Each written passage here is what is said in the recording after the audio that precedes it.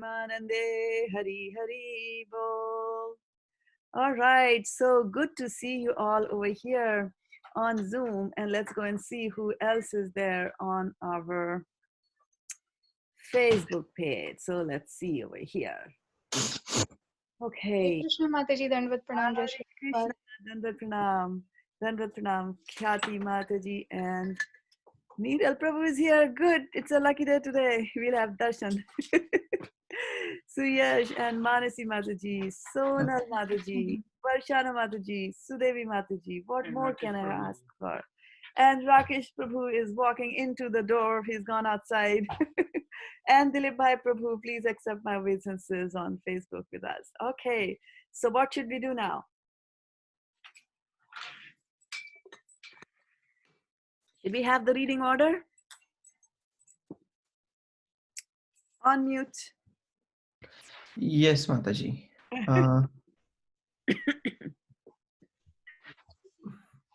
Okay, Suruchi Mataji. You can create any reading order for now. Doesn't matter as long as we give a chance. Hare Krishna Mataji. Hare Krishna. Krishna. Wow, look at that. Yeah, Mataji, I'll be on listening mode. I'm not able to participate. Okay. Okay, good, good. Yeah. Thank you. Yes. And Dandavat. Dandavat pranams. Okay, yes. So we know that you're there. Well, so Suruchi Sonji will not be able to speak.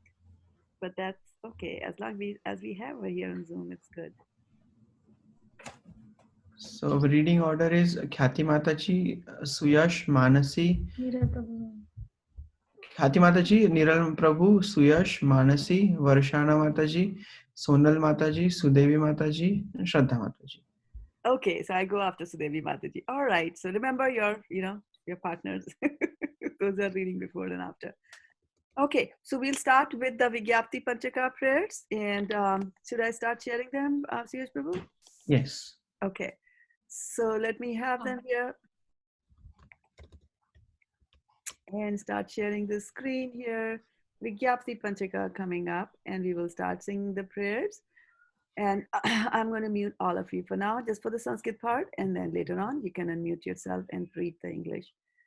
All right, so coming up with the Vigyapti, our favorite prayers. And then as we are reciting them, just try to focus on the prayers. Put your senses to the prayers. Apply your eyes to the prayers so that you can read everything that is being pronounced. Matsamo nasti papatma naparadhi cha kaschana parihare pilajyame kim bhruve purushottama yuvatinam yatha yuni yunam cha yuvatau yatha mano bhi ramate tadvan mano me ramatam tvai bhumao skalitapatanam bhumirevavalambanam त्वयि जातापराधानां त्वमेव शरणं प्रभु गोविन्द वल्लभे राधे प्रार्थये त्वम् अहं सदा त्वदीयम् इति जानातु गोविन्दो मां त्वया सह राधे वृन्दावनाधीशे करुणा मृतवाहिनी कृपया निजपादाब्ज दास्यं मह्यं प्रदीयताम्. And then we go by our reading order. So who goes first? And why did my screen sharing stop, right? Khyati Mataji. Okay, hold on 1 second. I think my previewer crashed on me, so that thing went away. Okay, Vigyapti Panchaka coming up one more time for all of you here.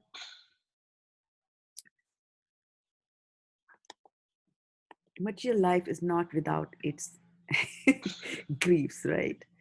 Okay, here we go. Can you read it? Yes, Mataji. Okay. Oh, again. Okay. Right.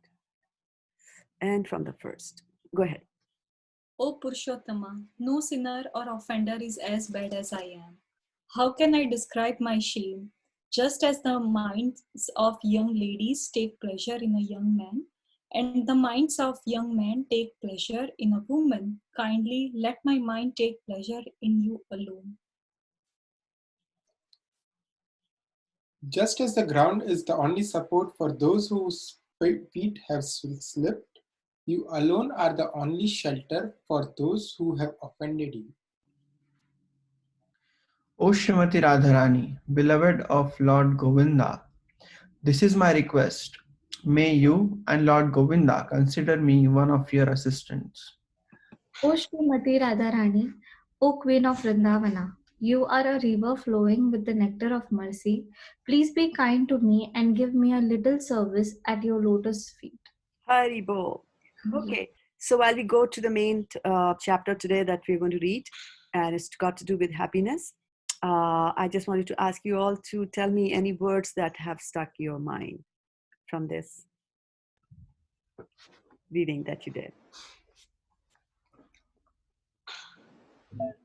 Dear Mother Srimati Radharani and Lord Krishna, please consider me as your assistant at your lotus feet. Awesome. Okay. See, How Varshana shameful I Mataji. am. Sorry, go ahead. How shameful I am. Shameful. Okay. Good. It's good to be shameful than shameless. At least we have reached that realization, right? That we have done something wrong. Good. Pratyetam aham sada.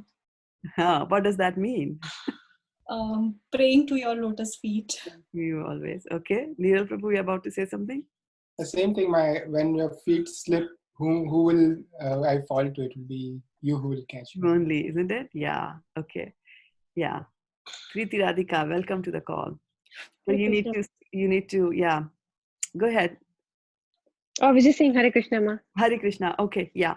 So, so are you going to give us the reading order again? Yes, Mataji. All right. Okay, good, good. And while you're giving us the reading order, I'd like to welcome Pooja Pandey Mataji, who is joining us on Facebook. Pooja, I'm so happy that you're here on the call. Obeisances to you and to your wonderful husband as well. Okay, yeah. All right. And Khyati Mataji, you're sharing the book there, the chapter Yes. with all of us. Okay. Do you want me to bring it up on the screen, though, for all of you to read as we do? Yes. Yes, Mataji. And please. also Sashi Shekhar Prabhu and Victoria Mataji. Victoria Mataji has joined. You know what? I was just thinking of them this afternoon and I was missing them. And here they are. How come I don't see them on my screen? The screen is crazy. If they speak, you will see probably. Oh, yeah, I see them here. Yes, yes, yes, yes.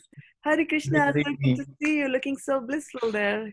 So you're still in Millbrae or you moved? Where are you? We live near Suyash Prabhu. We are their neighbors. Same place, same apartment. Good. Good. Okay. I wish you were in Millbrae, as Mataji said. I wish all of us were in Millbrae. Okay. All right. So let's get going there. And I don't know why the video got pinned there, whatever that means. But let's get going then. And I will start sharing the screen with you all. And I'll bring up the Vigyapti Panchika window. From there, we'll go to chapter 2, which is Pursuit of Happiness. And who goes in after? Who did that? Neeral Prabhu read? No. Who read that? Who read the last prayer? I read. Okay. Now Varshana Mataji. Varshana Mataji. Okay, first verse for you. In pursuit of happiness. It's not visible, Mataji. It's not visible means the font is very small? No, I mean, We don't see. Yeah. We don't see it. Yeah, we see the Vigyapti Panchaka. Oh, I'm sharing it though. Okay, let me stop the share and start it again. Where is it? Okay, sharing pursuit of happiness here. Can you see it now? Yes. Yes. Yeah. Maybe something it remembered from the previous birth. One more time prayers. Yeah, maybe it's Krishna's as a reminder that we should feel a little bit more shameful what we do. Okay, yeah. Jagannath Priya Mataji, Dandvat Pranam. Bhumi, Dandvat Pranam. Hare Krishna, Mataji. Hare Krishna. Should I make it a big font? Yes, Mataji, that will be better. Might be a little bit difficult for you, right?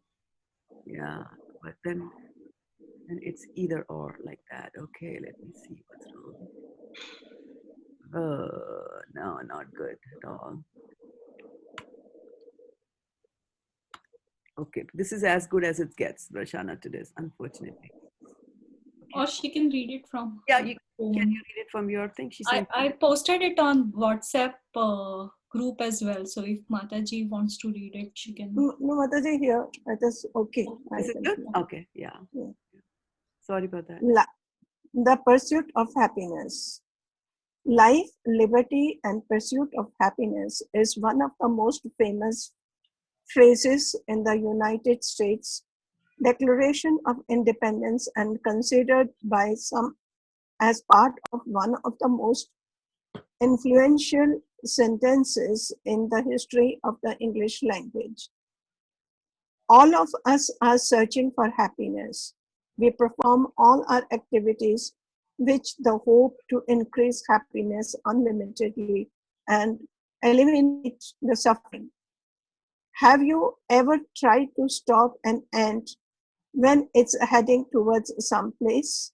The ant goes through your fingers and works its way around the obstacles to somehow find its food or find a better situation. The various species of animals, plants, insects, birds, bees, and humans try to find happiness in their own way. But despite all effort to find happiness, we encounter so many anxieties that everyone is always looking for relief, a break, or a vacation. Even the polar bear, mice, and the bees go in hibernation, Hibernation. hibernation, sorry, in hibernation. Oh, R and N, God, and it became M for me. Um, Hibernation in winter, whereas frogs and toads go to the deep sleep when it gets too warm. Of course, they are forced by their nature to do so, but humans have the prerogative to choose their vacation. Hare Krishna. Mataji. Sometimes we do find happiness, but it is very short lived. For example, when we eat food, we feel happy, but after a few hours, we start feeling the pangs of hunger again. Can anyone conclusively say that they have found permanent happiness? Sometimes the happiness we find comes with its own set of miseries. For example, if we eat too much, it can lead to disease. Can anyone conclusively say that they have found pure, unadulterated happiness? On other times, the happiness that we experience is relative to our surroundings and is simply a mitigation of miseries rather than absolute happiness, which can give complete satisfaction within. Happiness seems to be simply a gap between two miserable situations. As the saying goes, one man's garbage is another man's treasure. When a person gets sick, the patient is in agony, but the doctor may be happy to get more business. Can anyone conclusively say that they have found absolute happiness? If we observe carefully, there is a distinct similarity in the way animals and humans search for happiness. The National Geographic and Discovery channels are full of shows about animals, how the different species of animals go about finding their food, and how they eat it. We are also shown how the animals make nice arrangements for sleeping, how they build holes or intricate nests without any degree in civil engineering, and defend themselves from other creatures. By nature's arrangement, every animal has been provided with some kind of defense system. A tortoise who is very slow has been provided with a shell to withdraw. An animal with a fragile body has been provided with speed to escape. We are also shown how the animals procreate and produce offspring. Everything that we see in animal life seems to revolve around the basic principles of eating, sleeping, mating, and defending themselves. Preeti. Oh, sorry. An animal may eat raw food, and man may eat cooked delicacies on the top floor of a restaurant, enjoying the scenery all around. But the principle of eating is common. An animal may sleep in the forest sludge, and man may sleep on Tempur-Pedic mattresses or on a waterbed. But the principle of sleeping is common. An animal may procreate in the open, and man may have elaborate arrangements for finding a partner and procreate offspring. But the principle of mating is common. An animal may defend with claws and teeth, and man may defend with bombs and missiles. But the principle of defending is common. However, humans do not find real satisfaction simply by pursuing happiness in these four activities of eating, sleeping, mating, and defending. Who's next? Victoria Mataji and Shashika who haven't read. Oh, they haven't read. Oh, I jumped over them? Bad. Okay. Yeah, that's what I thought. Yeah. But yeah, exactly. Yeah, I Sorry. spoke from memory. Go ahead. Oh, sorry, we were on mute. Yeah. In spite of the technological and scientific advancement, despite possessing money, comforts, and luxuries, people are full of anxiety. We have reached the summit of material civilization: mobiles, computer systems, broad highways, fine cars, fast flights, and machines for everything, but people are still dissatisfied. The divorce rate, suicide rate, depression, crime rate, all of which are ever increasing all over the world, certainly do not signify happiness. History is filled with examples of affluent people who have everything that one can dream of, and yet have committed suicide or have lived in seclusion due to fear or have passed away due to drug overuse. Why is man unhappy even after possessing practically everything necessary for comfortable and luxurious living? Could it be that real happiness lies beyond the four common activities? Human beings differ from animals in their power of discrimination. Okay, we'll give you another paragraph. You have come after such a long time. You can, Saji Shekhar, you can read the next one also. One may say that animals also have a sense of discrimination. An eagle can sight its prey from miles away. A dog can smell and detect thieves.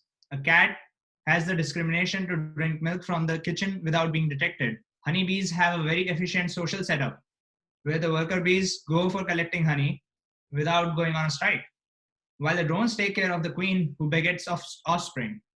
So even though animals have some sense of discrimination, yet the discrimination power of the animals is limited to and does not go beyond eating, sleeping, mating, and defending. The animals are not interested in life's bigger picture.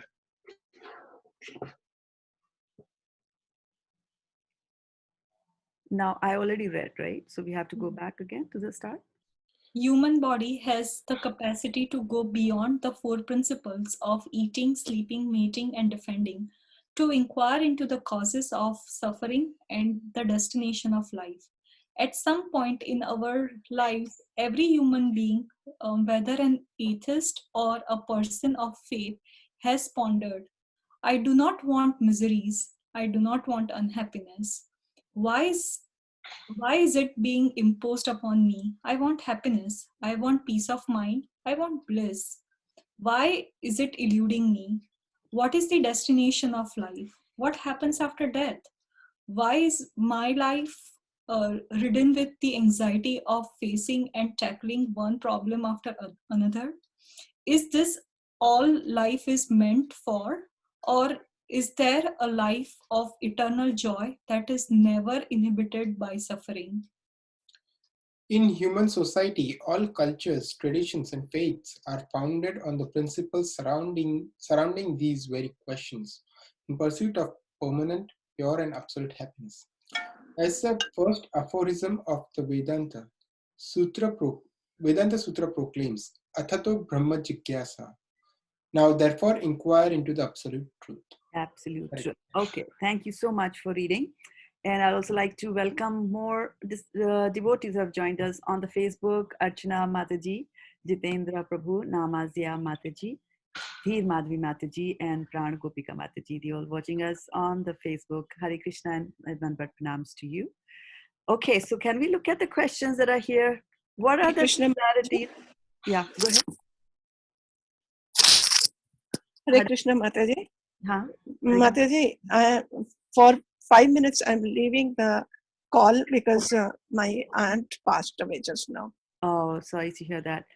We'll pray for her when you come back, okay? Yes, yes. So what are the similarities between human beings and animals? Eating, sleeping, mating, and defending. Are the similarities? Okay. And then what distinguishes the search for happiness between human beings and animals? Power of discrimination and Athato Brahma Jigyasa. Right. And then we also question our miseries, right? Yeah. Why are we getting miseries? I mean, dogs and all, they don't question that, right? A big dog comes and barks at the small one will run away. That's it. It doesn't sit down and then think like, why is this happening to me like that? It doesn't do that, right? Okay. Technological advancement has given several facilities to human beings today, and no animal can dream of inventing such things. Is this what makes humans special? I think having an ability to think and discern and ask the right question makes the human being, of course, if utilized in the right way. Okay. What's And then, Hmm? sorry. Go ahead.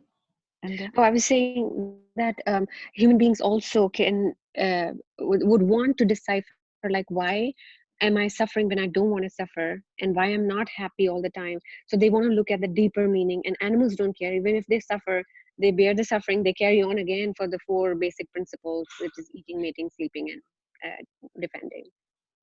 yeah, it is so funny. Mataji, Yeah, go ahead. can I add, Mataji? So, Yes. Mataji, here they are saying that why are humans special? Because they have, is that because they are inventing such things like which gives him comfort facilities? So, I think in the passage we read that the 4 activities both animals as well as human beings do, but only difference is humans might be doing in a sophisticated way. The animals might be mating outside, humans might do it in the closed room. So that is the only difference, but otherwise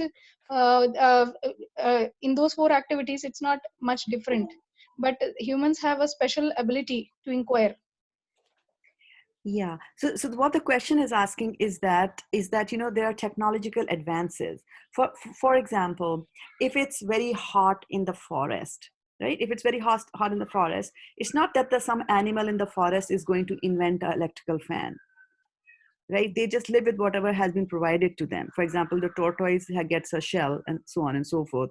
And in the winters, they get a furry covering, like squirrels will get a furry covering and things of that sort, right? So they don't have to invent things. Nature provides things to them. So, but man is able to do technological advances, and now I don't have to speak about technological advancements. You all know about that. But the question is this something that makes humans special? The fact that we are able to do technological inventions, is that what makes us special over animals, or is it something else? So I think here also they are mentioning that the man can look at the bigger picture besides what all these 4 activities that we have, and we are able to inquire and make a choice of what we want to do. And here also special, it makes us more fortunate, actually, I would say, to have technology advancement. It's not as special. Sorry. Yes. So I think we agree. Answer is no. Okay. It was so obvious that you all decided not even to state it, right? Yeah. Now I would like you to look at the last sentence of the last paragraph.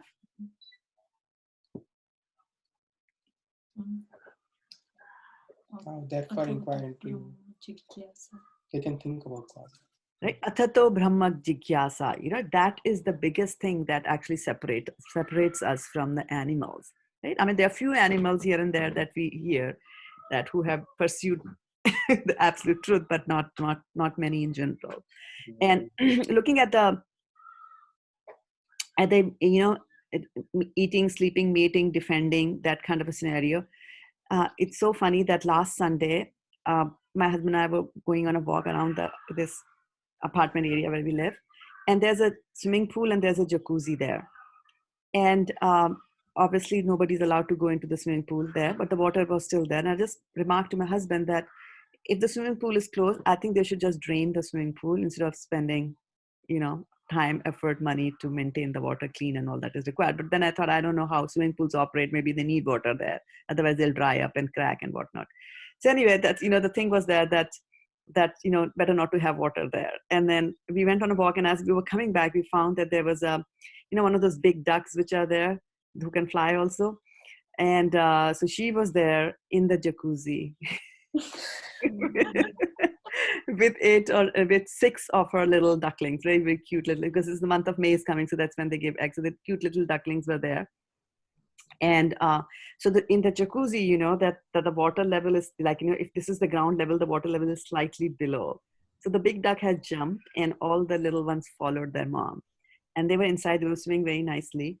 And I was thinking about, tena tyaktena bhunjita, that whatever has been set aside as your quota, then you will get it no matter what. So I was thinking, wow, these ducks are, they can enjoy in the jacuzzi and human beings cannot because of the coronavirus. You can't, but they are enjoying it. So like that, I was just thinking. And then I realized that the duck came out and the little ducklings could not because they were very tiny. And the water level was very low, so they could not even jump. The mom doesn't have the head intelligence to use the beak or take it, or the instincts to take the beak and all that. So it was a nightmare there.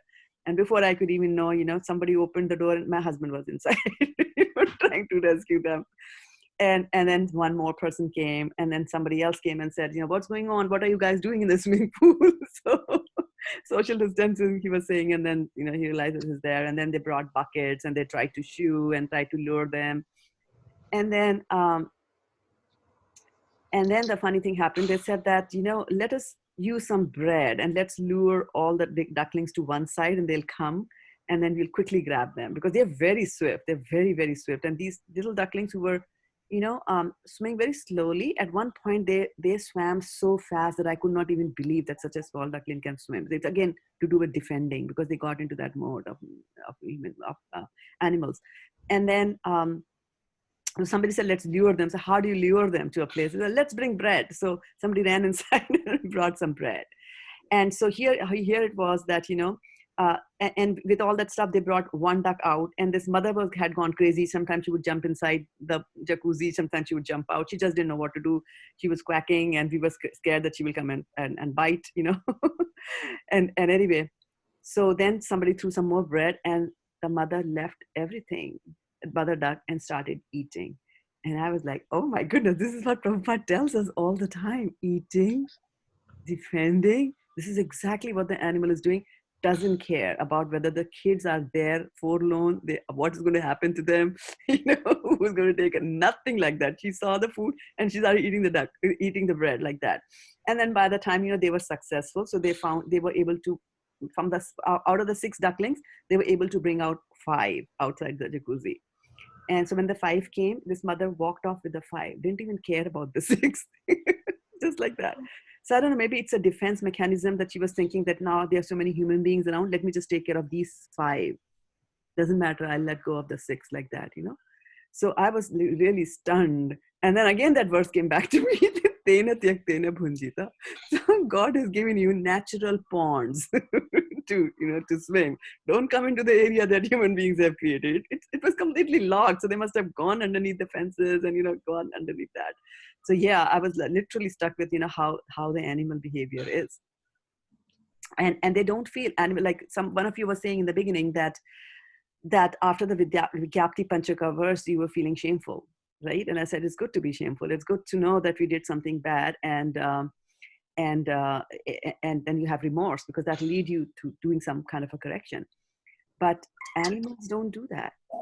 I mean, you can save a little, a cub from being killed by other animals, lion cub, I mean, and bring it home and then raise it.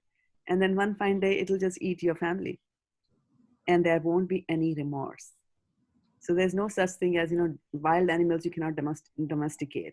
They will behave with their animal instinct. They will behave like a wild animal will behave like a wild animal, right? They will not be domesticated forever. So the point there is that they do that and then they don't feel bad about it. So that is the worst thing. And sometimes human beings also show that kind of a behavior, that we do bad things and we don't feel bad about it. So that's like a beastly behavior. So going to the next stage that, have done something wrong and you're feeling bad about it, then that's, it's a still better stage. And that's what we do over there. Yeah. So what else stuck you from this chapter that we read? I like the statement, Mataji, which says that happiness is this difference between the two miserable situations. Yeah. Is a gap between two miserable situations, and it is very true. Something happens, we feel sad, and then nothing happens, we feel happy, and then again we feel sad. Exactly. Now that Varshana Mataji has come back, I'm going to bring up a PowerPoint slide deck, which she has seen, but I just thought that the topic was so apt that I could just bring it up again here. And this is, this is a story that she sent me. And it was a picture which I translated into many pieces here. But the essence is that there was a man who was being chased by a tigress. So tigress was after the man. Man was running in the front, out of breath, running like that, right? So he goes through this jungle of thick, branches and vines and things like that.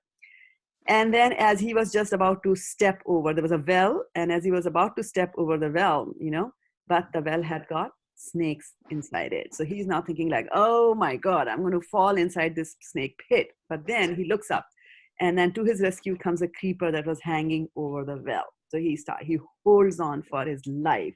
He holds on to his creeper as if he's holding on to his life there. And then what happens is that he looks that, there is a little rat over there, and the rat are chewing. There are two rats. They are chewing the creeper, which basically means that any time that little thing is going to break completely and he's going to fall into the snake pit.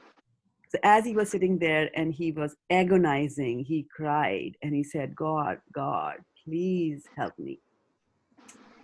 And then as he looked up, he saw that there was also a beehive.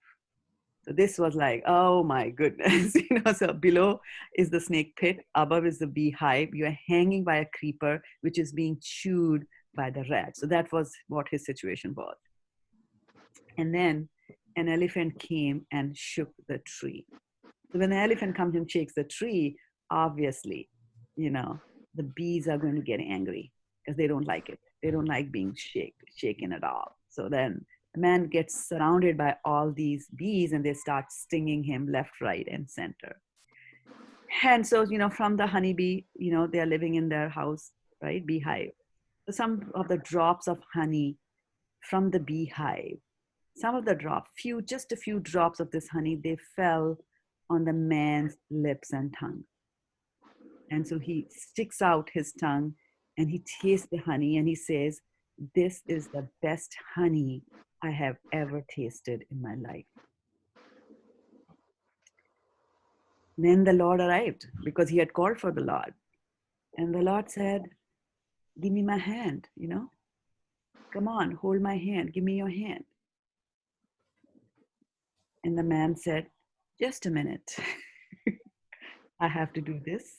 I have to do that. I have to do this. I have to do that, right? And then, of course, the Lord went away. So Prahlad Maharaj actually says in Srimad Bhagavatam that because of our uncontrolled senses, when people are too much addicted to materialistic life, they will make progress towards hellish conditions and repeatedly chew what has already been chewed. So this particular man, has just gone through such an excruciating circumstance. And Lord is saying, come with me. No, I want to go back. I want to be chased by that tigress of Neshines. I want to be chased by Maya all the time. When you are in that condition where you want to do punar charvita charvana nam, right? Then your inclinations towards Krishna are not going to be aroused. Either by instructions from others, so others can come and bark their head out, but they will not get it, or even by their own efforts, or by combination of both. People are also telling you are also putting your efforts, it will not go away, and obviously you're never going to find some happiness, right? So the example that we saw of that person, sticking out his tongue to get a little drop of honey from that miserable condition and saying, this is the best honey that I've ever tasted. This is actually called happiness. What kind of happiness do you think it is called?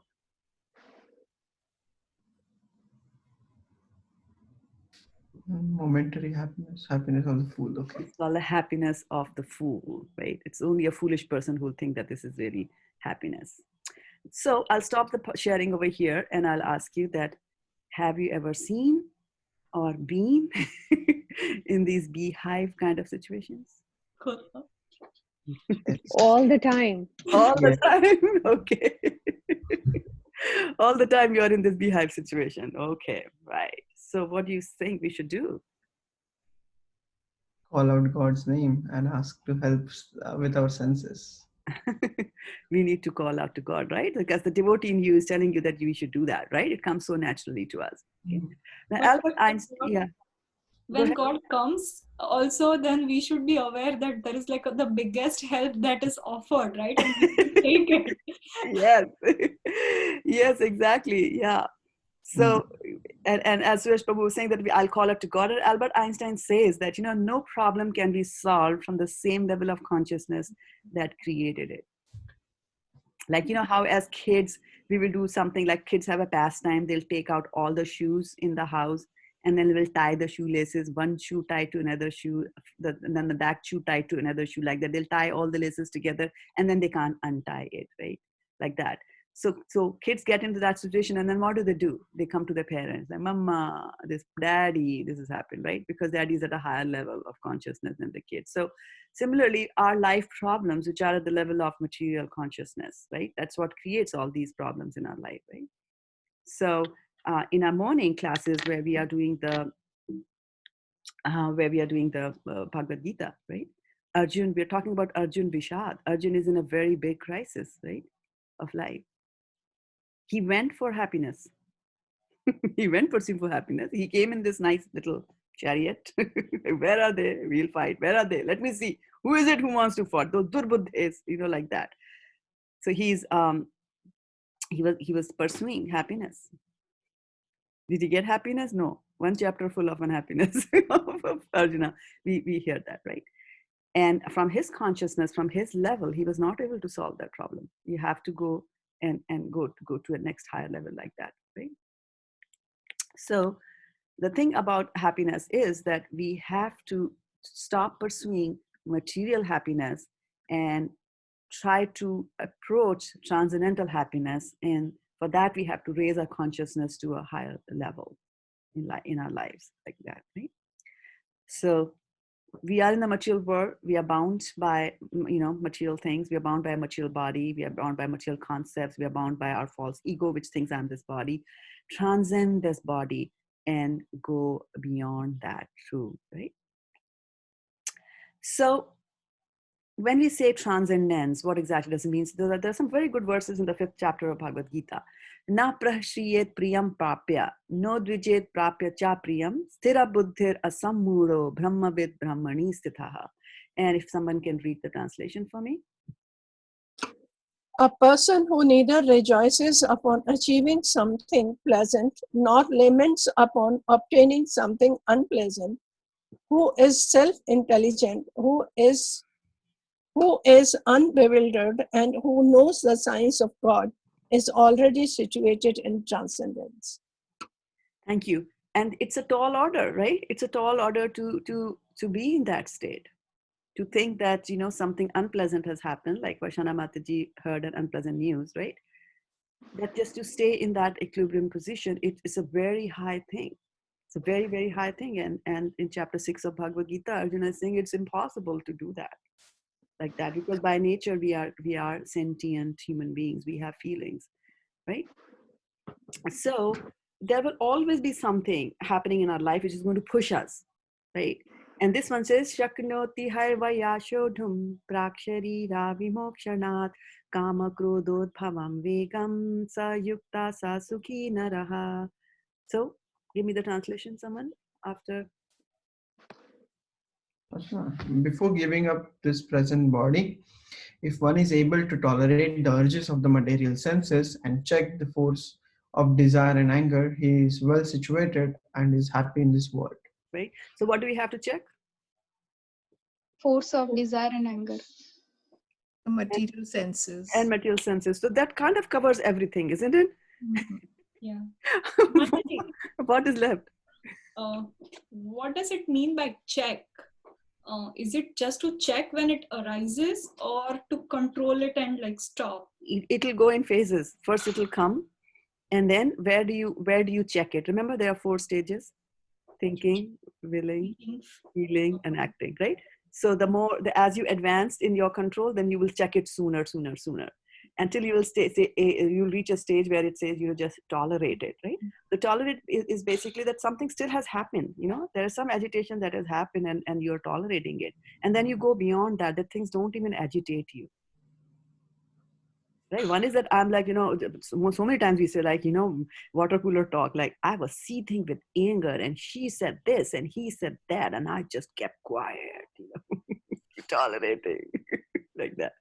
And on the other hand, the Siddhapagyas, the advanced, it doesn't matter. And Krishna gives that example in Bhagavad Gita, that when Arjuna is asking that, how is a Siddhapagya, a self-controlled person? How does he look like? How does he sit? How does that?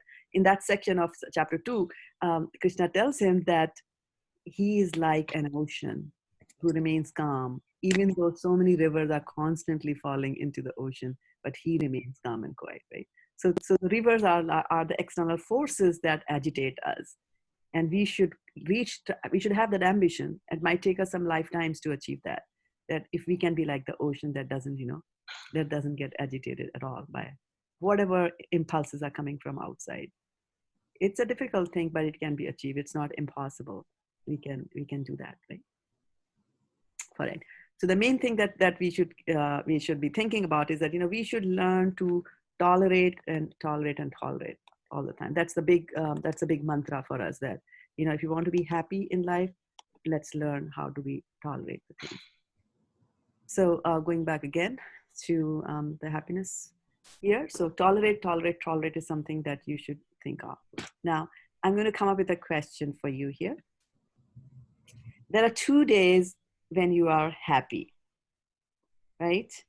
And the first day is when you buy a boat,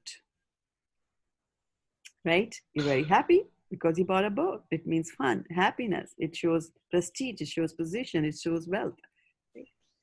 And the second day that you're happy is when you sell the boat. So let's pause over here and see that why do these diametrically opposite situations make us feel happy in both the situations? Maybe he sold at a higher price.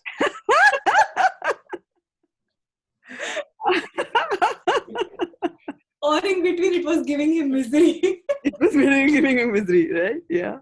To maintain it. Mataji, life is also like that. You see, at the birth, you feel very happy. And Srila Prabhupada says, in between, you have to just manage, and then the death comes. Yeah. So what was it that, it has got to do with the faith, right? And how does faith come in? Faith is Shrad equal to heart, and Dha means to place it. So Shraddha means where you place your heart. And what you believe, in this case, what you believe will make you happy.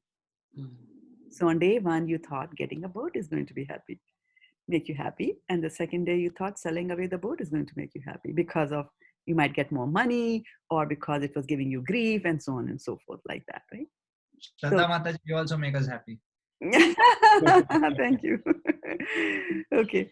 So the question then is that if I'm supposed to place my heart, where should I place my heart? In Krishna Bhakti. Into Krishna consciousness. Exactly. You place your heart in Krishna. And somebody was telling me, remarking to me, that Krishna is so mighty and so powerful. He can hold the entire Govardhan Parvat. If you give your heart to him, he will never drop it and it will never break. So place your heart in Krishna. He'll take very good care of your heart. So let's read this verse here. Anartho pashamam sakshat bhakti yogam madhokshaje lokasya janato vidwan yakare satvata samhitam. So let's see if somebody will give me the translation for this. The material miseries of the living entity, which are superfluous to him, can be directly mitigated by the linking process of devotional service.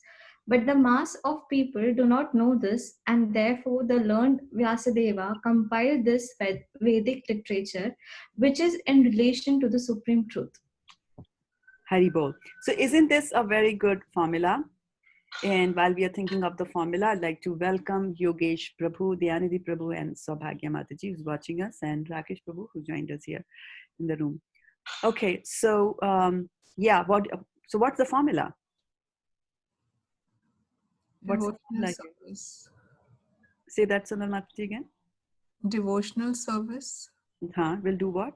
It will mitigate everything. It will mitigate everything, right? So isn't that a nice formula that we got? Mm-hmm. Right? For all the miseries, for all the snakes and the elephants and the honeybees and the tigers that chase us in our lives. That all those can be directly mitigated by the linking process of devotional service. And why we are saying devotional service, we go back to what Einstein was saying, that the situations created by a certain consciousness can only be solved by a higher consciousness. The devotional service is to God, right? And he's transcendental to this material world, right? Maya adhakshena prakriti suyate sacharasram. The prakriti is underneath him, reports to him, is controlled by him. The Maya is controlled by Krishna. So if you take directly to Krishna, and it's such a wonderful example. I was listening to one of the lectures, and they said that you know how when you're young, it's more like physical things do matter. For example, if you're a small child in your school, a taller one will come and beat you like that. So you're really scared of the big ones like that. And it happens with the siblings also, right? So if one sibling is 75 and another is 70, it doesn't matter much. Both have most likely the same amount of wrinkles on their face. They're both suffering from heart trouble and all that happens, right? But when you are young, and if one is 4 and another one is 9, it makes a world of a difference, right? So they can fight. So what do? Right? Because the ego is there. The young one will not just cover. I mean, okay, fine. He might take the beating from the elder siblings and whatever things they do. But he's waiting for dad to come home back in the evening, right? And then what will he do? As soon as he sees the dad, he'll go and give a nice punch to the elder brother, and they'll go and hide behind the dad. Now what can the brother do? Because you have gone to dad. So similarly, for all the punches that the material energy keeps on giving us throughout our life, if you just go and run away and hide behind her dad, then she cannot do anything, right? Krishna will protect you. Kaunteya prati janehi name bhaktya pranaschati. And we were reading about the word Achyuta, right? We are reading the word Achyuta in Bhagavad Gita. What does Achyuta mean? Infallible. He's infallible, right? He's infallible. He'll never fail. He will never fail in giving protection to you. So there's no harm. There's no harm in saying, I'm going to run behind my dad. And the funniest thing was that this story that I narrated you just now was actually the story of Miss Shraddha Devi Dasi and Miss Vidyavadu Devi Dasi. I used to do that. And many decades later, I didn't even realize I was doing that. Many decades later, she said, you used to do that. So anyway, yeah. So there's no harm in doing it. Smart people do that. So so then he's saying that, okay, so from the previous verse, we were talking about where you place your heart. And then let's read this one. Kim punar brahmana punya bhakta raja rishas tatha anityam asukham lokam imam prapya bhajaswamam. So in Bhagavad Gita also, Krishna just says the same thing. How much more so is of righteous brahmanas, the devotees and the saintly kings. Therefore, having come to this temporary, miserable world, engage in loving service unto me. He said that asukham. So if he's saying that this is asukham lokam, what business do we have trying to find happiness in it? You won't find it, right? It's like trying to find water in the desert. Those who try to find water in the desert will be miserable because their aim will not be achieved. You're looking for things in the wrong place like that, right? So going over next, so where to place the heart actually is that you should place the heart in the devotional service to the Lord, like that. Okay, so now I'm looking forward to comments from you based on what I've said till now. Mataji, from that story of that man who was running away from the tigers, I was reminded of the Habu Dubu song. that we are conditioned in this material world is like that of a person who is getting drowned in the water, but he just gets out to just get enough gulp of air that he can survive, and then put right back into the water. He gets dunked again into the water, right? Mhm. Yeah, good citation here. Yeah. What else about what we heard just now? I really like to place the heart in Krishna Bhakti, right? In devotional service. That's the core of any message or any process, and lifting your consciousness and putting in the transcendental activity can take care of your material problems as well. Exactly. Exactly. Otherwise, if we just focus on our material problems and make them the main thing of our life, then they become big and then they control you. Actually, so if I have a problem, how do I measure the size of that problem? Is it a big problem? Is it a small problem? What is small problem to somebody appears to be big problem to somebody else, right? I mean, not able to tie the shoelaces is the biggest problem of a kindergarten person, right? It's not a big problem for a big man. Might again become a problem for an old person with arthritis in the fingers, right? So problem is the same, but the way people perceive it is different. So the size of your problem is determined by your mind.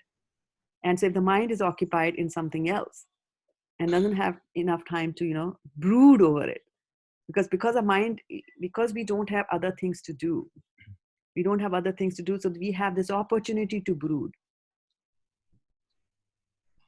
right? For example, if you get up in the morning and you say, okay, I have to cook. So I go there, I need to heat my milk. I need to put my toast, or cut some fruits or make some smoothie or whatever that you're doing, right? So those are not rocket science things. You don't have to calculate or do any kind of calculation. Those things come very naturally. You open the lid, you throw the fruits in, you press the button. It's not rocket science, right? So your mind is vacant. It's unengaged at that time. So that is when the thoughts will start coming to your mind. All kinds of thought: what happened yesterday, what's happened tonight, what's going to happen today, like that. All those kinds of thoughts are coming. But if you decide that when I'm cooking, I'm in the kitchen, when I'm doing things that doesn't involve using my brain and my intellect, then at that time I will switch on some lecture and I will listen to the lecture. So don't even let a single moment go by. Don't even open the door just even a little bit.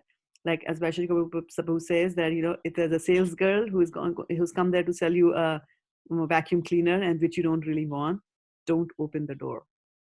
Because as soon as you open the door, even a little crack to see who's over there, they will put their foot in the door, and then you can't shut it down. Then you'll be forced to bring them inside, and they'll sit down. They'll give you a demonstration, and then by the time you've already purchased that. They're so good at convincing you to buy that stuff like that. So we should not let, and from where do they come in? Through these little holes.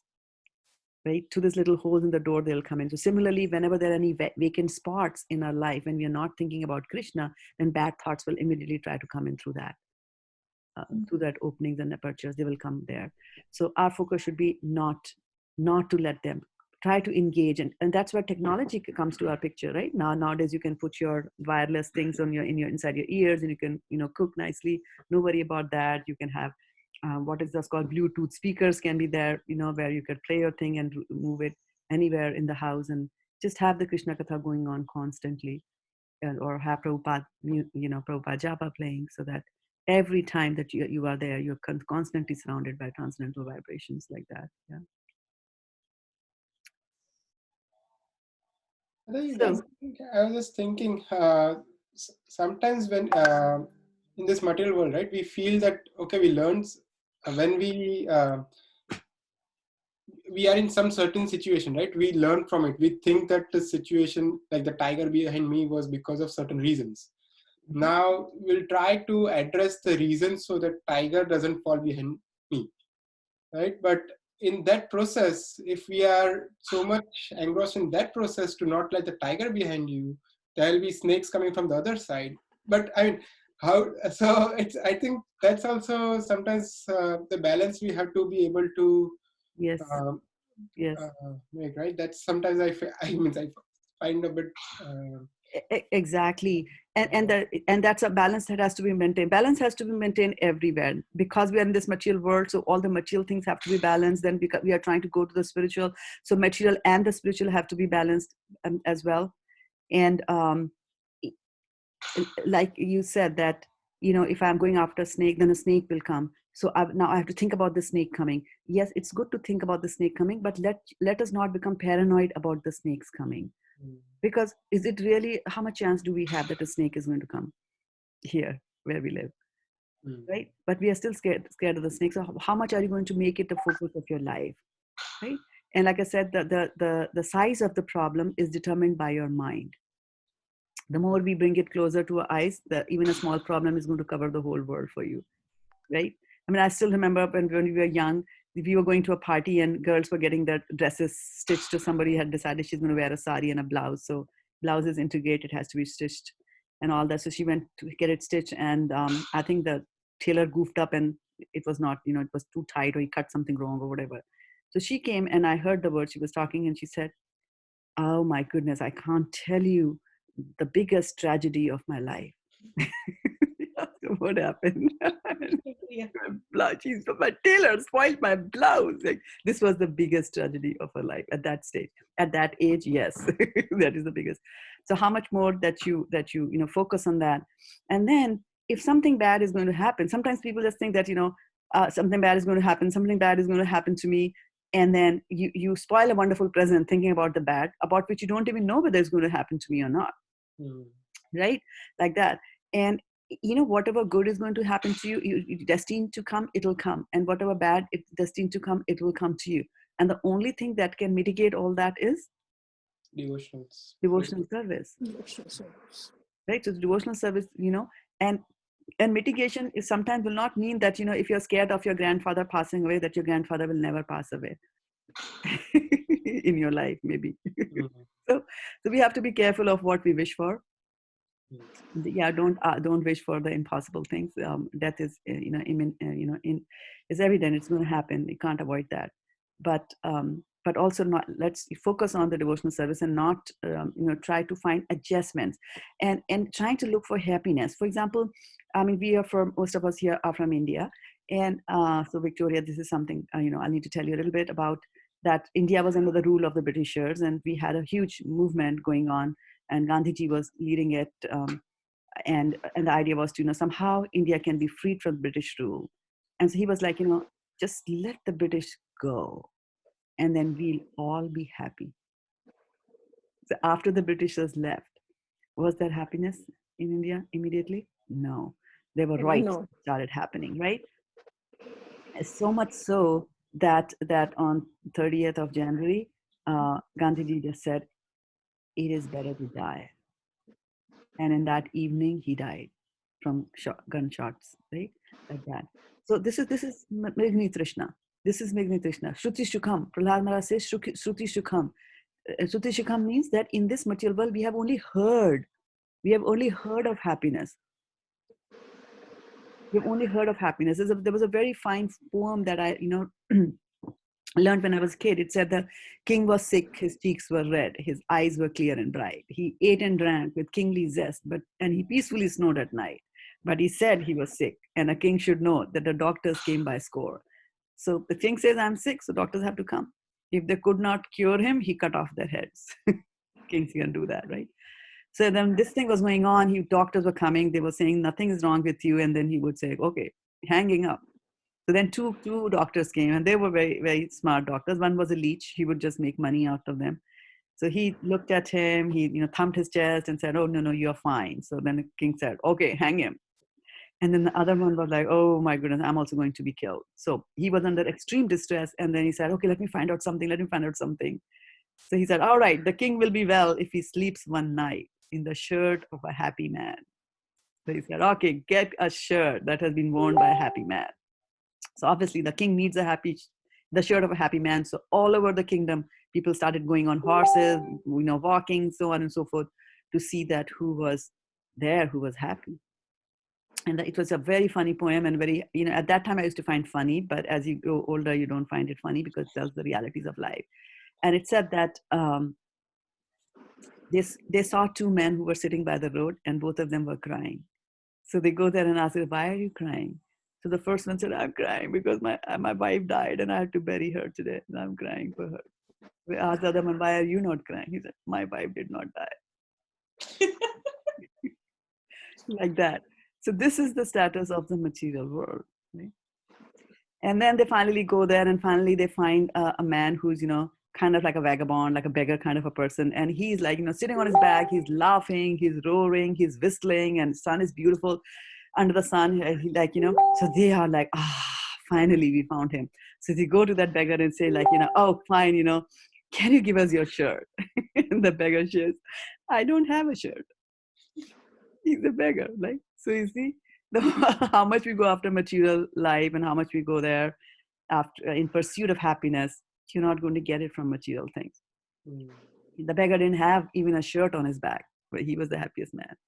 And then, of course, all these news go to the king. And when he comes to know that there's nobody which is happy in my kingdom, he actually sits and thinks that, what's wrong? I am the king. I'm supposed to do my duty instead of just feigning sickness and lying in my chambers all the time and putting the poor doctors to death like that. I should really be doing something. So he gets up and he, starts ruling. But the essential thing over here is that this is the reality of life. This is the reality of life, that we get something, we're unhappy, we don't get it the same thing, somebody else is unhappy, we cling on to thing, it goes away, we think the other person is happy. We are not. The bachelor might think the married person is happy, and the married person might think, "Oh, my bachelorhood days, they were the best days of my life," like that. So this is what the status of life is. So we have to just continue, and the good news is that you all are continuing on a good spot. And Hare Krishna, Rani Mataji, good to have you. And so we're continuing to do the devotional service. We are, meeting for Bhagavad Gita classes. We are reading Bhagavatam. These are all good signs for us. So the more that we can spread this good news to others that we know of, and, invite them to participate in devotional service, the better it's going to be for all of us. So Mataji, what should be our daily routine to put our heart in Krishna, and so that we can have we can like build that practice in our life, and then the material miseries can go. What is diminish? Mitigated, right? Yeah. Today's word is mitigated. Mitigation. Yeah. So devotional service is best performed in the morning. So I'm telling about the ideal situation, okay? And then whatever I see might not be applicable to all of you. Exactly, because all of you are coming from different circumstances. You have got different work routines, right? You have got different conditions, different situations like that, right? So, but it is best performed in the morning. And for example, Vaishana Mataji a few days ago was saying, "I can't sleep in the night." So I said, instead of tossing and turning in your bed, why don't you do half your chanting in the night, right? Ideally, chanting should be done in the morning, but if you are in some kind of a situation, then you just adjust it accordingly. So it is best to be done in the morning. And in the morning, the first thing that you should do, even before you get off your bed, right? Your eyes open because of the alarm sound. Even before you get out of the bed, then you should pray to Krishna, right? And Vaishikavu recently gave us a verse, Janati Jayati Jannevaso. Yeah, there you go. So that's a verse that you should do. If you don't have the verse, let me know. Yes, can you, Mataji, which verse is it? Okay. Yeah, Mataji, okay, I will Jayati Jannevaso Devaki Janmavado. That one. So I will send it to you up. Okay, now I have a website, and I'm loading all these resources on the website for all of you, right? So I will put it over there, and then Khyati Mataji can do. Yeah, I can for that. Yeah, for that. Mataji, can you record the Vigyapati Panchaka in your sweet voice and yes, I send was it? about to say. Vigyati, you want to memorize it? Okay, No, sure. you Yeah. because you sang it really well, so we want to. Okay, the I'll be audio. that. You All right. told us over time to memorize it also, right? Just like let it happen. Yeah, it happened. Yeah. So, for example, if you let it play, the Vigyati Panchara verses, or any verse for that matter, if you let it play while you're doing anything, just relish it, and it'll come automatically. It'll just come to repetition by rote. It'll come to you. So, so that's a good verse. And then, as you get out of the bed, and then you're putting your foot on the bhumi, on the earth, there's another prayer that you can say like that, right? And then you can have any of your favorite verses from Bhagavad Gita or from Srimad Bhagavatam, focusing on something that you have, that you're trying to address in your life, right? Maybe there's too much of attachment, maybe it's a loss of someone, and so add that to your routine. You get out, right? And then best is to take the shower, brush, etc. in the morning. If you can't, then chant. But ideal way is to wash and then start chanting the rounds. Sometimes people like to read something before they sit down to chant, because it brings in the nice atmosphere there of where you can focus your mind and you can then chant. So swadhyay, you have to read, and then you need to chant, and then get up and do your, and while you're chanting, etc., switch off everything, cell phones, etc. Don't. you know if it's bad news, then what's the big deal? Why do you have to listen to it sooner than later? Right? Let it wait. Let it come to you 2 hours later after you finish your rounds. And if it's good news, and then it's fine, we'll relish it later on. So don't don't be like, I have to listen to it after, unless you're waiting something as part of your job and you're in the middle of something. Then you look, but even at that time, look at it quickly and then put it away at a distance, so that if you have to ever go and check your cell phone, you have to really walk there and go. And then you all are attending the morning classes, so that's a good way, that you're getting devotee association, discussing with similar minded people. You're discussing all that, and then you engage in devotional service to the Lord. You start preparing the food. Yeah, of course we're going to eat it, but then you start making it with the mood that you're making it for Krishna, so that comes under devotional service. And you're all grihasthas, so grihasthas are supposed to do service to the deities, so cook with that Yes, offer. yes, Motherji. One of my friends, I just called her up sometime, and I just asked her, "What are you doing?" She said, "I'm in Krishna's kitchen." So I was a little, I could not understand at that time. And then later I realized that whatever she cooks for Krishna only. Yes. And the remnants she eats, she has named Krishna kitchen. Exactly. Yeah. She cooks for Krishna. And actually, one of the things, that's a good point that you bring in. And Rani, good to have you here. One of the things that I noticed Hansa Priya Mataji from a temple doing is that as soon as she approaches the stove to start cooking, she first prays to Radha Rani. Because she says, Radha Rani, I'm cooking it for Krishna. So you give me the intelligence to cook for Krishna in a way that Krishna will like. What do I know about? Yeah, what do I know about how to cook for Krishna? So these are nice, Very nice nice. ways by which you keep on bringing the deities into your life, in your thoughts, in your actions, and in your words, like that. And then we are grihasthas, we are supposed to do our work. But then again, tasmat sarveshu kaleshu mam anusmara yuddhacha, right? So Krishna tells Arjuna that all the time you have to think about me. That doesn't mean that if I'm trying to solve a complex algorithm, that I have to be thinking about Krishna, thinking about shlokas at that time. No, at that time you have to think about the algorithm, but let something play in the background, like the mantra play if it's possible. Have your headsets on.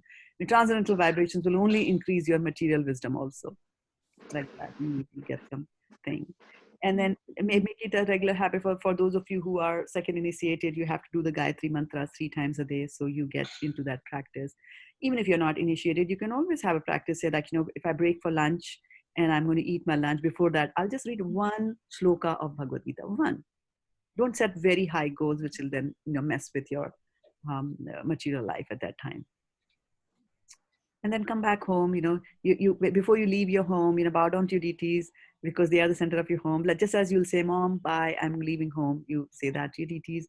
Again, when you come back home, you go there, knock, and because it's their home, you're just using it, and then come there and then bow down to your deities again. So these are nice gestures and nice ways by which you can bring in Krishna and practice, and be conscious of Krishna all the time that you're there, like that. Yeah.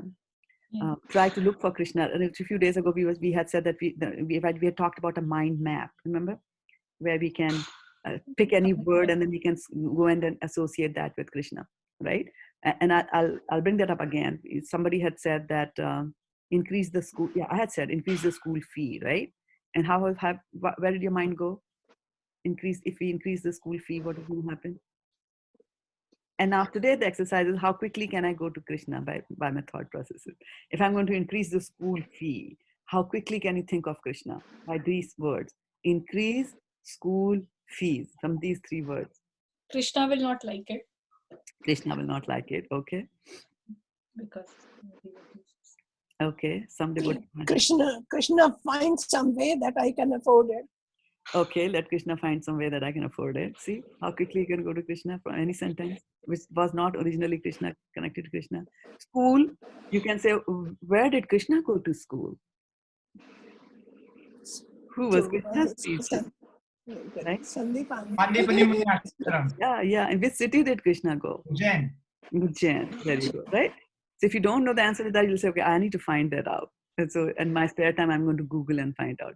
So you see how I was also telling you that how you can fill your spare time, not with material things, but have these nice questions that you don't know and then put them there and Google. So use Google for your own benefit. We can use Google for anything, right? But use it for bringing Krishna consciousness in life. Like that. So then at the time that you go to sleep, there's the verse 18 from Ishopanishad, right? Which says, Agneya Supatarayasman, that, oh my Lord, you know what I have done. It's like in the morning we tell him with the Bhakti Panchaka prayers that, Krishna, I'm shameless, I'm bad, there's nobody who can be worse than I. And you please make me part of your team and give me some service like that.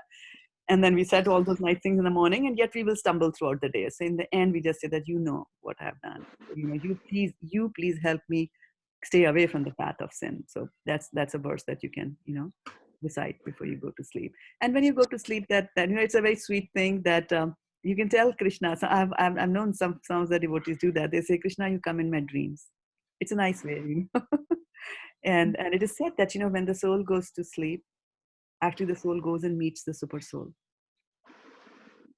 And I think it's very important for us to meet the super soul, and that is why sleep is important. Sleep is important. For me, the devotee. She also talks to the super soul. Say that again. She also talks to the super soul when Very she goes. good. Very good. And I hear it too. I know. I know what you mean. Yeah. Mataji, I see devotees in my dream. There you go. It's a very good thing. Mataji, I wanted to share something. Mataji, this was like exactly what I needed to hear, like a handbook to how to practically practice Krishna consciousness, like waking up and many of the things like before lunch you can read one verse. Those kind of those are the fillers during the days, right? Like you have time where you could do like something really random. Like I get up and start playing harmonium just for no reason because I don't have anything else to do and I'm like fed up of working or doing something. And also the number one thing everyone does, which I do, and I'm like really annoyed by it, like is using your phone. It could wait, right? And I'm gonna stop. I'm gonna put my phone away. So that's that's very practical. And also one thing that I like doing before going to bed is, since we have those Bluetooth earphones now, and someone you're sleeping with may not want to hear something, you can use them. And I hear Krishna a lecture, more often than not, like Krishna's pastimes, like what he does in Vrindavan. Yeah. And it is also very easy to fall asleep to, although you should be like consciously trying to listen to it. Also, like reading Krishna book is another thing, like right before going to bed, you can do. So those dreams might come, Yes. Or even just looking at Krishna's pictures throughout the day, like, darshan pictures and all that, they will flash in your eyes every now and then. They will come, they will flash, and then it's a very good feeling. Yeah. So it's just a constant practice that we have to constantly doing, because when you are trying to go to Godhead, Maya is not going to sit back and relax, like, okay, one less person to not trouble. No, she comes at you with renewed and double the vigor. The tests actually start going higher and higher, and the exams become more and more and more subtle also. We don't even know that we failed, that it was an exam till we fail it.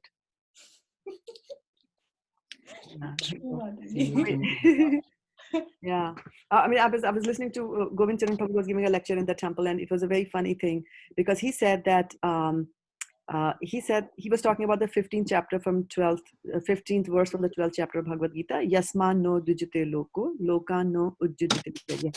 What that means basically in a nutshell is that, you don't agitate others and others don't agitate you. So the thing was that, like we find Krishna consciousness. and we are thrilled to bits with that, right? And then we go, and where do we start our preaching? Well, they say charity begins at home. So let me start at my home. So we go and start talking to our Father. Now, most of us are from Indian background. We have some cultural momentum where education passes from the older people to the younger people and not the other way around, right? So a child will not teach the father, so to speak, right? Exception was Prahlad Maharaj, who taught his father. But so child will not teach. And so obviously if the child goes and starts telling the dad that, hey dad, you give up meat and alcohol and throw away that cigarette and things like that, those are not to be done, it's not devotional service, he's not going to listen to you. In fact, he's going to scold and he's not going to listen, and we are going to get angry, and then our father is going to get angry, we're going to get angrier, and we'll go to our counselor. And be like, what a rotten father I had, He just doesn't even listen. What bad things is he doing? He has no control at all over anything. And then the counselor will tell you that, buddy, it was your test. It was not a test of your dad. They were testing you, that how do you react to an adversary? You are the big devotee there, right? You are supposed to keep quiet. So, so these tests are going to come at us in the most unusual days, at the most unusual time, when you are least expecting it. They come. And that is why I keep on saying in every lecture that between thinking, feeling, willing, and acting, try to increase the gaps between them, like that. Don't let it be immediately. And that is why we were using the word, there are forces. These reactions come as forces towards us, force of nature, force of wanting to speak, forces of the belly, forces of the genitals. That's how they talk, They're forces. When something is coming forcefully at you, you have very little time to react, like that. So it's a constant thing, that you would do. Yeah. So I actually wanted to spend a little time here to chant for Varshana Mataji's aunt who has passed away. So Varshana Mataji, would you like to tell us a little bit about what her name was and things like that? Varshana, Hare Krishna Mataji. Mataji, she was 95 years old actually. Wow. Hare Krishna Mataji. Go ahead. Yeah, she was 95 years old and she led a very good life, a very healthy life. Only last few months she was not keeping well. She had some problem in her food. She could, so she used to vomit, and through pipes and all, they had to give little bit of food to her. So this is how, last few months were bad, but she was, on the whole, she lived a very good life. The only thing is his children, her children are feeling very bad today because in Haryana, they have dug up the roads so that you cannot cross to, because red zone at the moment. So everybody is feeling very bad that we cannot attend this thing. She was with her elder son. Her family is there. My family is also there. And I called up early in the morning to them that they should go and see them. And I just request everyone to pray for her. They pray for the departed soul. Hare Krishna. What was her name? She was Rajrani. Rajrani, okay, beautiful name. So we will chant 11 rounds of the Hare Krishna mantra in unison, all together, for Rajrani Mataji's soul's easy Passover. And we'll also pray, we'll also sing the Narsingham prayers after that, okay? So I think I should have those prayers somewhere. Let me see if I have one. It helps to have the mantra in front of us, and here we have it. Okay, good. We are chanting one round or 11? 11 times. No, just 11 mantras, yeah. Okay. Om Ajnanatimirandasya Jnananjanshalakiya Chakshurunmilitam Yena Tasmai Shri Gurave Namaha. Everybody unmute yourself and then sing in unison. 1, 2, and 3. Hare Krishna, Hare Krishna, Krishna Krishna, Hare Hare, Hare Hare Hare Rama, Rama, Hare Rama, Rama Rama, Hare Hare. Hare Krishna, Hare Krishna, Krishna Krishna, Hare Hare, Hare Rama, Hare Rama, Rama Rama, Hare Hare. Hare Krishna, Hare Krishna, Krishna Krishna, Hare Hare, Hare Rama, Hare Rama, Rama Rama, Hare Hare. Hare Krishna, Hare Krishna, Krishna Krishna, Hare Hare, Hare Rama, Hare Rama, Rama Rama, Hare Hare. Hare Krishna, Hare Krishna, Krishna Krishna, Hare Hare, Hare Rama, Hare Rama, Rama Rama, Hare Hare. Hare Krishna, Hare Krishna, Krishna Krishna, Hare Hare, Hare Rama, Hare Rama, Rama Rama, Hare Hare. Hare Krishna, Hare Hare Krishna, Krishna, Krishna Krishna Krishna, Krishna, Hare Hare Hare, Hare, Hare Hare Rama, Rama, Hare Hare Rama, Rama, Rama Rama Rama, Rama, Hare Hare Hare. Hare.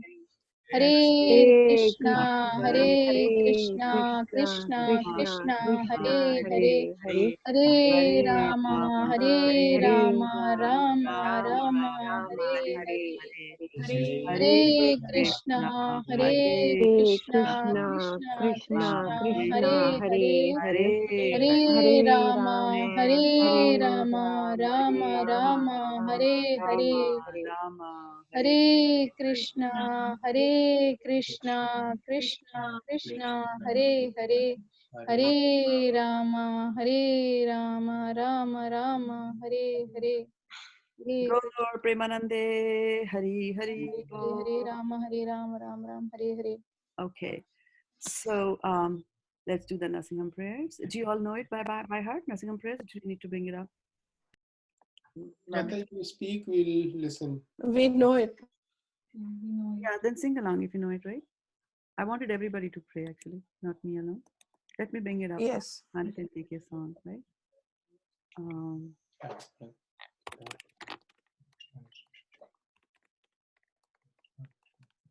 Hare Krishna, Krishna Krishna, Hare Hare, Hare Rama, Rama Rama, Hare Hare, Hare Krishna, Krishna Krishna, Hare Hare, Hare Rama, Rama Rama, Hare Hare. Okay, all of us together. Namaste Namaste Narasimhaya Narasimhaya Praladaladayi Hiranyakashipurvakshah Shilatankanakalayi Ito Narsimha Parato Narsimho Yato Yami Tato Narsimha Ahiri Narsimho Rinaye Narsimho Narasimhamadi Charanam Charanam Prapati Prapade, Tava Tava Karamalavalinakam Karamalavalinakam Shringam Kalita Hiranyakashipu Tanubhringam Ishavadrita Narahari Rupa Jaya Jagadisha Jagadish Hari Hare, Jaya Jaya Jagadisha Jagadish Hare, Jaya Jaya Jagadisha Jagadish Hari Hare. Jaya Jaya Narasimha Nrsimhadev Deva, Jaya Jaya Narasimha, Nrsimhadev Jaya Jaya Narasimha Nrsimhadev Deva, Jaya Jaya Nrsimhadev Narasimha Deva. Jaya Prahlad Prahlad Maharaj Maharaj, Jaya Jaya Prahlad Prahlad Maharaj Maharaj, Jaya Jaya Prahlad Prahlad Maharaj Maharaj, Jaya Jaya Prahlad Prahlad Maharaj, Jaya Jaya Jaya Jaya Prabhupada Prabhupada, Prabhupada, Prabhupada Prabhupada Prabhupada, Jaya Jaya Jaya Jaya Prabhupada Jaya Prabhupada, Jaya Jaya Gurudev Gurudev, Gurudev Gurudev. Gurudev Jaya Jaya Jaya Jaya Gurudev. Gurudev. Jai Gaura Hari Bol. Hari Hari Bol. Hari Hari Bol. Jai Gaura Bol. Hari Bol. Nitai Gaur समस्त भक्त Premanande Hari विघ्नाशय Hari Bol. समस्त भक्त विघ्नाशय नरसिंह देव भगवान की Jai जय भक्त राज प्रहलाद महाराज की Jai go Premanande Hari Hari Hari Bol. Okay, dear devotees, should we take leave now? It's about 7:30. Thank you so much, Mata. We did not read Bhagavad Gita today. You want to read Bhagavad Gita? Shared. Tomorrow. All right. You want to do the chat? Okay, chat coming up. All right, let me first bring it up, then I'll share the screen with you. So which chapter do you all reading these days? 8. Chapter 8? Okay.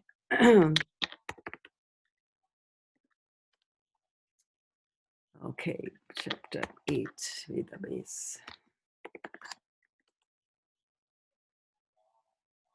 Chapter 8, what's the name of chapter 8? Mata, I hope you are okay with that, right? Because You have I have many calls, I understand, on Saturdays. No, that's fine. That's fine. Chat is important. Yeah, Is that? yeah. Yeah, I have one. It comes in a little bit later. Yeah. Okay. Attaining the Supreme. So who's going to start? Whose turn is it to read? Do we have? Okay, let's start again from one. Spot number 1. Chapter 8, Attaining the Supreme. Arjuna inquired, O my Lord, O Supreme Person, what is Brahman? What is the self? What is the fruitive activity? And what is material manifestation? And what are the demigods? Please explain this to me. Who is the Lord of sacrifice? And how does he live in the body, O Madhusudana? And how can those engaged in devotional service know you at the time of death? Text 3. The Supreme Personality of Godhead said, the indestructible, transcendental living entity is called Brahman, and his eternal nature is called Adhyatma, the self. Action pertaining to the development of the material bodies of the living entities is called karma, or fruitive activities. O best of the embodied beings, the physical nature, which is constantly changing, is called Adit Bhuta, the material manifestation. The universal form of the Lord, which includes all the demigods, like those of the sun and moon, is called Adidaiva. And I, the Supreme Lord, represented as a super soul in the heart of every embodied being, am called Adi Yagya, the Lord of sacrifice. And whoever at the end of his life quits his body, remembering me alone, at once attains my nature. Of this there is no doubt.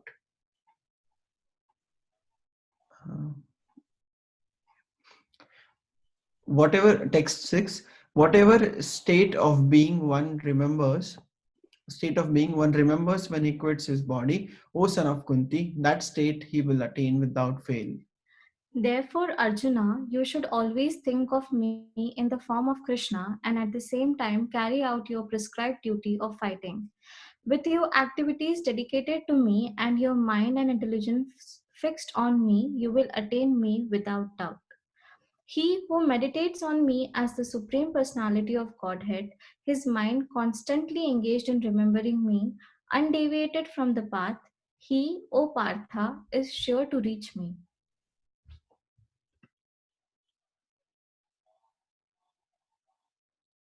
Who comes next? Mataji. Arshana Mataji. Yes, but I'm reading. Sorry, I was on mute. One should meditate upon the Supreme Person as one who knows everything, as he who is the oldest, who is the controller, who is smaller than the smallest, who is the maintainer of everything, who is beyond all material conception, who is inconceivable, and who is always a person. He is luminous like the sun, and he is transcendental beyond the material nature. Text 10. One who at the time of death fixes his life year between the eyebrows by the strength of yoga, which is undeviating mind, engages himself with an undeviating mind, engages himself in remembering the Supreme Lord in full devotion, will certainly attain the Supreme Personality of Godhead. Hare Krishna. Text 11. Persons who are learned in the Vedas, who utter Omkara, and who are great sages in the renounced order enter into Brahman. Desiring such perfection, one practices celibacy. I shall now briefly explain to you this process by which one may attain salvation. Text 12. The yogic situation is that of detachment from all sensual engagements, closing all the doors of the senses and fixing the mind on the heart and the live fair at the top of the head. One establishes himself in yoga.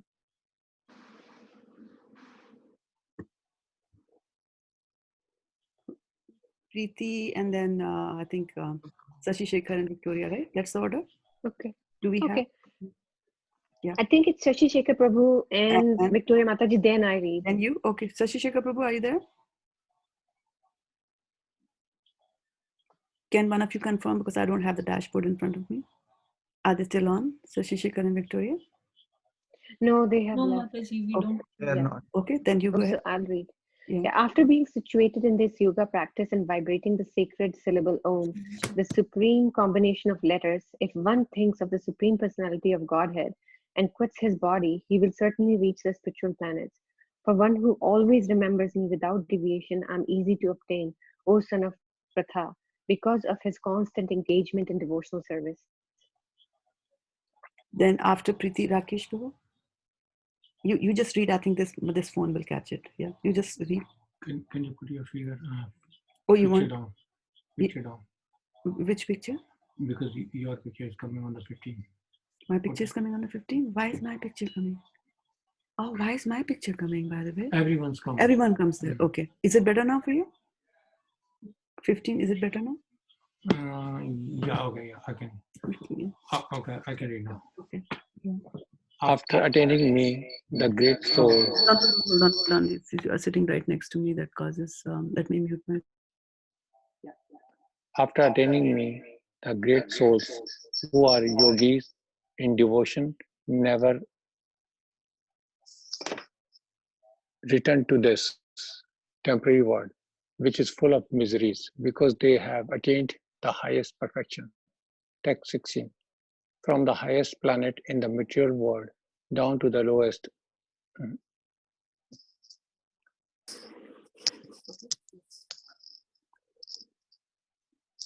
Lowest, all the places of misery wherein repeated birth and death take place. But one who attains to my abode, O son of Kunti, never takes birth again. So now you have to mute yourself, and I will unmute. Right. All right. Let's see. Okay. For one, okay, so you did 16, right? 17. By human calculation, 1,000 ages taken together form the duration of Brahma's one day, and such also is the duration of his night. At the beginning of Brahma's day, all living entities become manifest from the unmanifest state, and thereafter, when the night falls, they are merged into the unmanifest again. Again and again, when Brahma's day arrives, all living entities come into being, and with the arrival of Brahma's night, they are helplessly annihilated. Yet there is another unmanifest nature which is eternal and is transcendental to this manifested and unmanifested matter. It is supreme and is never annihilated. When all in this world is annihilated, that part remains as it is. Text 21. That which the Vedantists describe as unmanifest and infallible, that which is known as a supreme destination, that place from which, having attained it, one never returns, that is my supreme abode. The Supreme Personality of Godhead, who is greater than all, is attained by unalloyed devotion. Although he is present in his abode, he is all-pervading and everything is situated within him. O best of Bharatas, I shall now explain to you the different times at which, passing away from this world, the yogi does and does not come back. Does or does not come back. Let me scroll it for you. Oh, okay. Yeah. Those who know the Supreme Brahman attain that Supreme by passing away from the world during the influence of the fiery god in the light at an auspicious moment of the day. during the fortnight of the waxing moon, or during the 6 months when the sun travels in the north. The mystic who passes away from this world during the smoke, the night, the fortnight of the waning moon, or the 6 months when the sun passes to the south, reaches the moon planet but again comes back. According to the Vedic opinion, there are two ways of passing from this world, one in light and one in darkness. When one passes in light, he does not come back, but when one passes in darkness, he returns. He returns. Good. One quick thing here. This is fiery, F-I-E, fiery god, fiery. And this is waning moon, waxing and waning. Waning is when it goes smaller. Okay, tomorrow is Ekadashi. All right, who's next? Me, Mataji.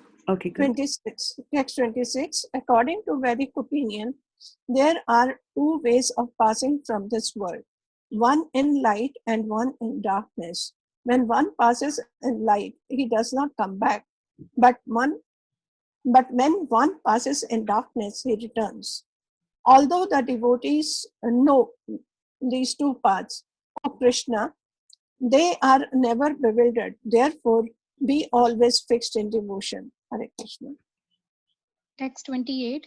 A person who accepts the path of devotional service is not bereft of the results derived from studying the Vedas, performing sacrifices, undergoing austerities, giving charity, or pursuing philosophical and fruitive activities. Simply by performing devotional service, he attains all these, and at the end, he reaches the supreme eternal abode. Hare Krishna. Hari Krishna, Hari Bol. So we finished one chapter of Bhagavad Gita. So now, Thank you. yeah, this last verse, verse number 28, is really, really the, the winner here. Because what it's saying is that a person who accepts the path of devotional service. So sometimes we have this thing like, if I take to devotional service, what's going to happen to my money, right? Because in Sikshastakam, what does he say? Na janam, na dhanam, na sundaram. So what's going to happen? That's why Arjun is also asking in the Bhagavad Gita, chapter 6, that we are doing, that what's going to happen if for an unsuccessful transcendentalist, what's going to happen? Like that.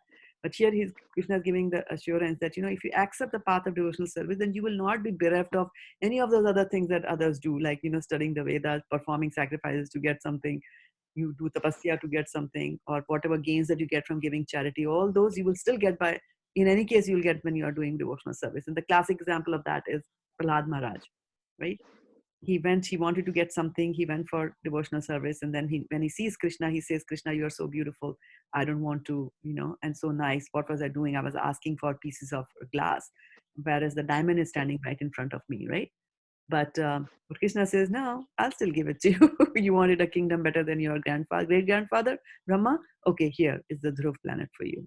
You rule on this planet, and you will get to live in that planet like that after you leave your body. So simply by performing devotional service, he's going to attain all of these. And then at the end, you get all this, and then the heaven too. And this time the heaven is the transcendental heaven we're talking about, not the material heaven. So that's beautiful. And I'd like to also thank Sylvia Mataji, who is joining us here on Facebook, and Shal Bahu Prabhu is watching. Wow, Shal Bahu Prabhu, good to have your association, cyber association. Yeah, Shal Bahu Prabhu and I used to distribute books long time ago. And then while we were distributing books from one door to another door, what we would do is we would pick up one verse from Bhagavad Gita, and we would recite it, and then go knock the door, try to sell the book, and then walk to the other door, and then recite another one. So we were doing it for chapter 9, though. Chapter 9 of Bhagavad Gita. That's how we memorize some of the verses there. So good to have you, Shalbahu Prabhu, on the call. What else, dear devotees, should we do today as part of devotional service? Honor prasadam. Honor prasadam. There you go. That's also part of devotional service. Yeah, maybe cook for Krishna, some of you, right? If you have not made prasadam. So cook, honor. And we will meet in a few hours from now, right? In less than 12 hours, we'll be back again. Yeah, tomorrow is Sunday. It'll be a short class. But nevertheless, even if you get a small chance to do Krishna Katha, we should do Krishna Katha. And it's a nice way to start the day. Do you feel any difference now that you start the day with reading the Bhagavad Gita? Yes, Does it help you? Yes, Mataji. Wow. It really helps, Mataji. The day starts in a very nice manner. See, Yeah, for you it's starting now, right? Yeah. For you it's starting now. Yeah. Okay, good. I don't have any tension about my exams and everything. Transcendental bliss. Yeah, yeah, yeah. I feel I am getting things more done in the lockdown period. First month we didn't do, and then second month I'm able to do everything, whatever is given, more or less. We Yeah, are on a proper schedule, schedule Mataji. and path. Yeah. So That is very, very important. And one of the things is that as you progress in devotional service, there are stages. Adav Shraddha, right? We talked about the stages. So Adav Shraddha, in the beginning there is Shraddha, there is faith, right? And then Adav Shraddha Tatha Sadhu Sangha, right? So then when you go to the next day, then you crave Sadhu Sangha. So you will say, I can. One day if you don't have a Bhagavad Gita class, you will feel lost. Like, what happened? I need it, I need it, I need it. So once you start craving it to that level that you need sadhu sangha, that you will start making voluntary life changes. You'll say, okay, I have to go to sleep early because I want to be bright and alert in the morning. So small. And believe me, you know how I started? I used to be like, I used to stay awake and working for my company till about 12 o'clock. It was very common for me to go to sleep at 1 and then get up at 7 o'clock. What's the big deal, you know? And my office was 10 minutes drive away from here. So even if I had to reach there at 9 o'clock, so I still had 2 hours, you know, and nothing to do, no devotional service to do, nothing to do. You just have to get up, shower, put on makeup, eat, cook, eat, and then go back and drive and go to the office. I didn't have anything to do. So when this Bhagavad Gita came into my life, and Prabhupada said that, oh, you know, Indians typically do this and do that, and they offer food to the Lord. I was like, oh, okay, I should do that. So for that, I said, okay, I'll start getting up early. So how do you start getting up early? When you're accustomed to getting up at 7, right? sleeping early. Yeah, right. So I said, okay, small voluntary changes, small daily increments. So if you're getting up at 7, okay, tomorrow I'm going to get up at 6:55. Not a big deal, right? Your mind won't go, you know, how can I do it? Just 6:55. Next day, and then you'll get a sense of achievement. You'll be happy because you'll be able to do that. And one tip over there is keep the alarm clock away from you so that you have to get out of the bed to stop it. Don't keep it close by, you know, so that you can snooze, snooze, snooze, snooze, snooze. And before you know, 4 hours have gone snoozing. So keep it away from you so that you have to physically get out of bed. And once you physically get out of your bed, there's no going back. Mind will still tell you that, okay, let's put it on snooze. We'll go back, sleep for 15, then come back. Doesn't matter. But so the fight starts with the mind the moment you get up in the morning. Like that. So keep it a little away, and then slowly you will also inculcate that, you know, I don't step on Mother Earth before I do my prayers, right? So you will do your prayer, and then of course someday we will go to sleep while doing the prayer. It happens. It's all practice that we are doing. So slowly, slowly, slowly, slowly make that increment, and you will come. And so because now, you know, the first day it won't matter much. It's just 5 minutes early that you slept. So in the night also you might just go to sleep the same time. But as you start increasing this 15 minutes, half an hour early, then you'll start also feeling sleepy, you know, later in the night. And try not to do things that make you stay awake in the night. For example, don't eat sweets in the night, right? Sugar will make you very active. You won't want to go to sleep. So if you want Oh, to have sugar, if you want to have sweets, then have them at 6 o'clock. There's no harm. If your health permits you to eat sweets, then eat them. But don't eat it like so that you will stay awake. Try to do that. You know, dim the lights, switch off the lights. And as Sashishika Prabhu was saying, maybe if reading puts you to sleep, then read something, right? And don't do other things in your bedroom. Don't use your bedroom for doing other things other than sleeping. So don't use a bedroom for doing your computer work. Don't go into the bedroom with your laptop. That's the worst thing that you can do, right? Try to read from a book and not from your cell phone, if possible, you know, like that. Because cell phone in any case you would have put in the other corner, right, with the alarm on it. So when you go back, get into bed, you need a book. So take that. Books will make you go to sleep also, you know, like that. So try Hare that. Krishna, Yeah, try that. Yeah. Mataji, since the time you told me to wake up early, I stopped putting the alarm. And I said, I'm not depending on this material. Lord, I'm depending on you. You have to wake me up.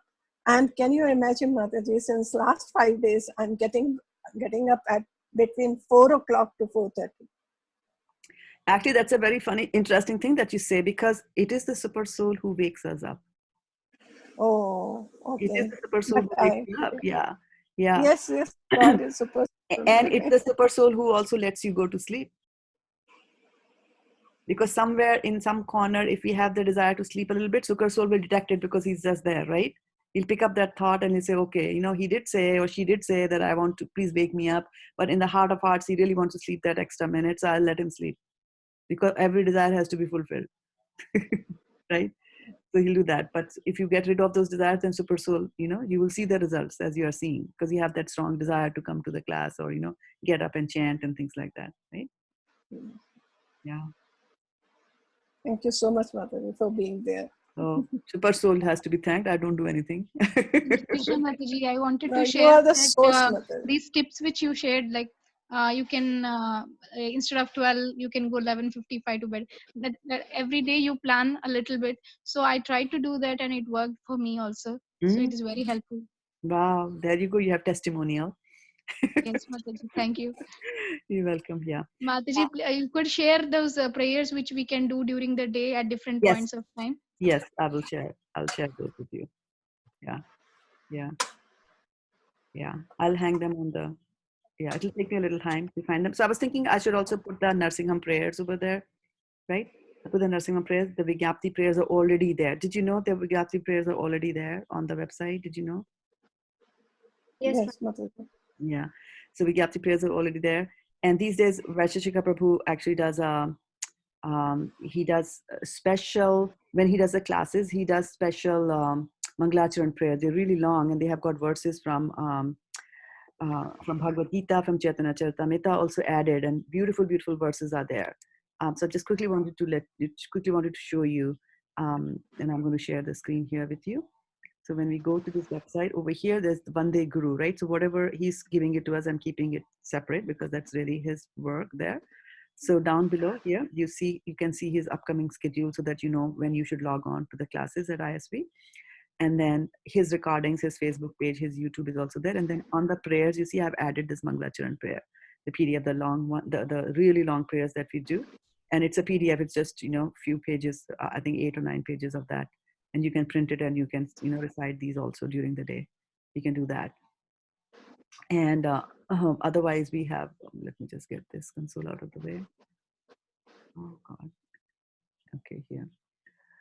Yeah, I think Mataji, if we can have the audio of either Guru Maharaj of that prayer, and then Vigyapti Panchaka, your audio, we can play it during the time what Sudevi Mataji was suggesting, right? So then that would be really helpful for us for repeating and repeating it. Yeah. And we do have and I think Radha Venkat, my godbrother, I think he did do he cut it, it has to be yanked from the whole program. I think he was doing it. It'll take a little while to get it, but the prayers at least are there, right? Prayers at least are there. Yeah. They are there. And in every recording that you find on Facebook these days, he's reciting these full verses because he really wants us all to be familiar with those verses. So they are there.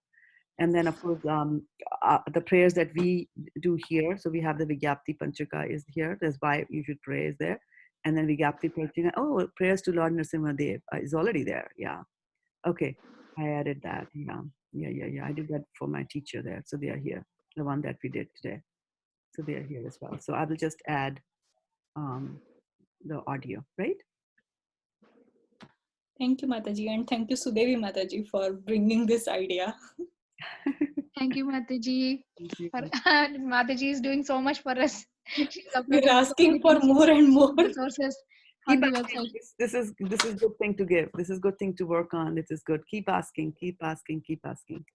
Yeah, this is good. This is what we should be spending our time, major time on that. Yeah. That is your mercy, Mataji, and your giving nature. So Krishna's mercy. What do I have that I'm giving?